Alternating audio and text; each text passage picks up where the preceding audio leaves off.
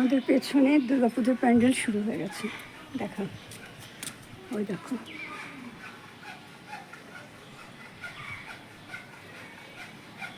প্যান্ডেল শুরু হয়ে গেছে।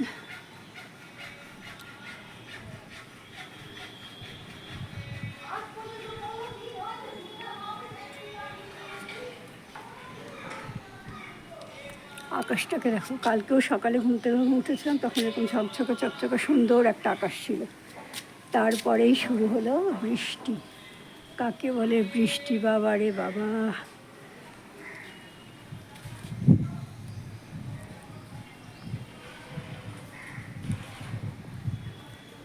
আমাদের কাজে দিদি আসছে। এ দেখো আমাদের কাজের দিদি।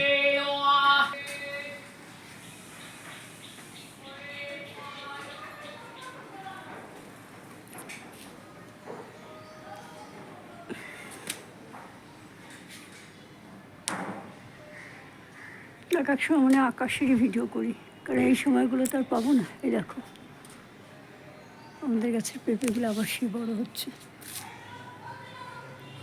গোল পেঁপে। আবার দেখো এখানে লম্বা লম্বা পেঁপে হয়েছে।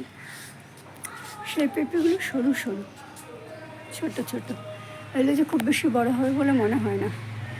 কালকে কী করে, পরশু দিন কী করেছে, এখানে যে ঝিঙে গাছটা ছিল, ওই ঝিঙে গাছটা শুধু বড়ই হচ্ছে আর কিছুই হচ্ছে না। আর বাড়িতে ভর্তি শুঁয়ো পোকা হচ্ছে ঝিঙে গাছ থেকে। সেই জন্য কী করেছি, ওই ঝিঙে গাছটাকে তুলে ফেলেছি। তুলে ফেলে এইখানে ক্যারেটে যে একটা ঝিঙে গাছ ছিল, সেই ঝিঙে গাছটাকে এইখানে লাগিয়ে দিয়েছি। আর এত রোদের তেজ ছিল, 3 দিন বৃষ্টি হয়নি, এত রোদের তেজে জল দেওয়ার পরেও গাছটা মরে গেল। আর এই যে এইখানে দেখো, ওই ক্যারেটে যে পেঁপে গাছগুলো ছিল, সেই পেঁপে গাছগুলোকে এপাশে লাগিয়ে দিয়েছি। আর আমি তো বাগানটা নিজেই পরিষ্কার করেছি, দেখো খুব সুন্দর পরিষ্কার হয়েছে। আর আমার বর ফুল যখন তোলে, তখন নয়নতারা ফুলগুলো তুলে পুজো করে বলে এই সমস্ত নয়নতারা ফুলের গাছ এখানে লাগিয়ে দিয়েছি। বেল ফুল গাছের যত গোড়া ছিল, ডাল ফাল সব ছিল, সব এখানে লাগিয়ে রেখে দিয়েছি। এগুলো আমার শ্বশুরমশাইয়ের হাতে লাগানো গাছ, তো মানুষটা নেই কিন্তু তার স্মৃতি তো রয়ে গেছে। এই দেখো আমার বর এত জল দিয়েছে, এই গাছ তো বেল ফুল গাছ এমনি মোড়া, বেল ফুল গাছে এত জল কেউ দেয় এই সময়? আর দেখো কালকে কলকে ফুল হয়েছিল, কলকে ফুলটা তুলতে ভুলে গেছে, লাল কলকে। আর এখানেও দেখো সুন্দর পিটুনিয়ার হয়েছে। এখানে দেখো কত তুলসী গাছ হয়েছে, দেখো এই যে এটা একটু ফাঁক ফোকর পেয়েছে, সেখান থেকে তুলসী গাছের চারা বেরিয়ে গেছে। আর আমি এবারে অনেক তুলসী গাছ লাগাবো এখানে। তুলসী গাছ লাগালে সাফ হয় না।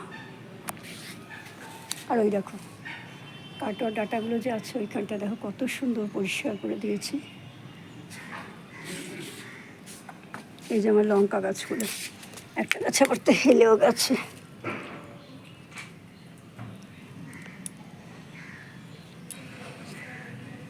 দেখো পাতাগুলো পরিষ্কার কি সুন্দর আছে, কিন্তু এখনো লঙ্কা হলো না। এখন রোদ উঠেছে, এখন আর রোদকে ভরসা করতে পারি না বাবা।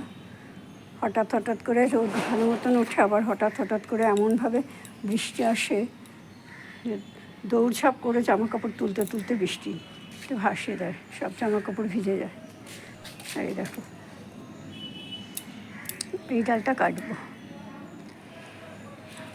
আর ভাবছি, আবার দেখো এখানে কুড়ি এসেছে, কাটলে গাছটা দিয়ে মরে যায়।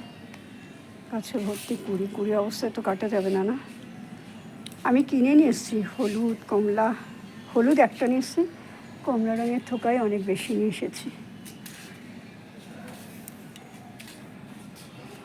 এই গাছটার মনের মতন হলো না গো।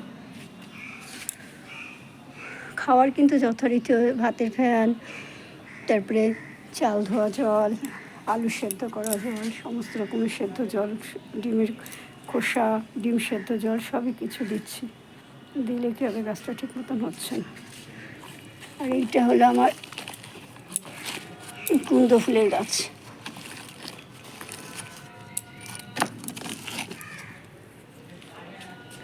কুমড়ো ফুলের গাছের মতো আবার অনেক সময় অনেক কিছু উল্টোপাল্টা গাছও হয়েছে।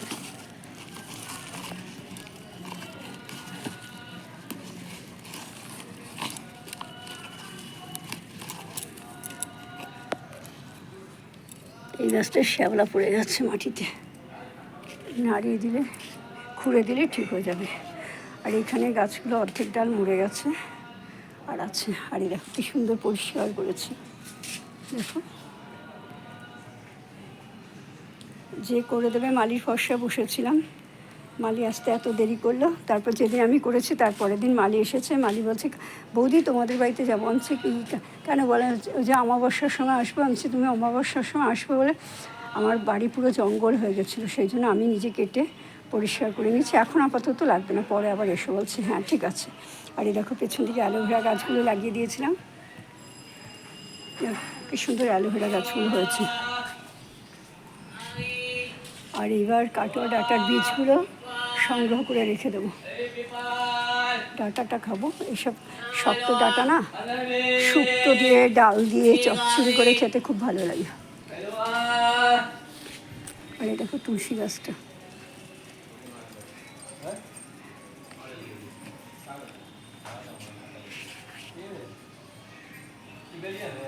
এখানে বাদাম গাছগুলো আছে। এইখানে পাশে যে ক্যারেটটা ছিল সেই ক্যারেটটাকে তুলে নিয়েছি। ঠিক আছে ফ্রেন্ডস, আমার এই ভিডিওটা তোমাদের কেমন লাগলো অবশ্যই কমেন্ট করে জানিও। যদি ভালো লাগে তাহলে অবশ্যই লাইক করো, শেয়ার করো, সাবস্ক্রাইব করো, আর পাশে থাকা আইকন বেলটা বাজিয়ে দিও। দেখা হবে আগামী একটা ভিডিওর সাথে। ততক্ষণের মতন তোমরা সবাই খুব ভালো থেকো, সুস্থ থেকো, আনন্দ থেকো। এই ব্যাগটা ছোট হয়ে গেছে। ঠিক আছে ফ্রেন্ডস, বাই।